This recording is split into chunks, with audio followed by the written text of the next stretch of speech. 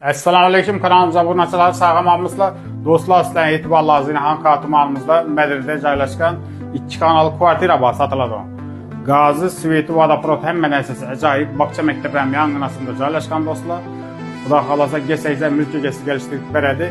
Kvadratına 6 milyon 200 ayt tutdular. Bir mal mülk egəsi bilən telefonlaşıb gəlib görüb asasab boladı. Like'lan basıp yürekçilen basıp engel dostlar, mən asılan bir qatar danışdırıb çıxamam. Ana dostlar, məktəb Bakçandan girib desəyizə, doğumda joylashgan 1-ci etajda 2 kanallı kvartiramız satılады dostlar. Ana dostlar, 1-ci etajda joylashgan 15 kvadrat podvalı var dostlar. Ortada kvartira indi. Təyyar halatda. Bismillah. Birinci ayımızı şimdi koridor yine dostlar. Şuradan başlasak. Bir yine dostlar. Bir kanal joylashgan yine dostlar. Bir de görüp duralarınız yine jaluzi perdeleri, lustralar asıp koydular. Hem yer tupli pol kılıngan dostlar. Parket pollar, tupli pollar giləmləri bilən daxalaca bəllidir. Ana dostlar.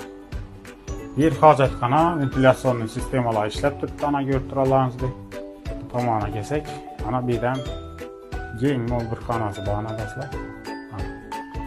Bir de yine jaluzi perdeler, tupli polan var, registrlerden görüp dursa, acayibeti koydular. Ana dostlar. Tamamına geçsek bir de dostlar. Kokna joylashgan indikator var, registrlerden koydular, jaluzi perdeleri bilen tayyor dostlar. Gaz soğutucu tayyor yine.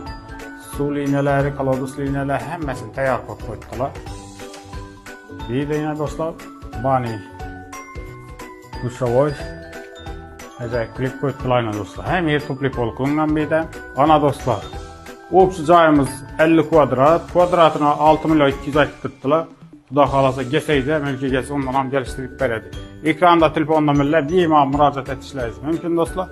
Like'larını basıp, yürekçilerini basıp kvartira alamanı deyirən yakınlarınıza tarqatıb əyinlər dostlar.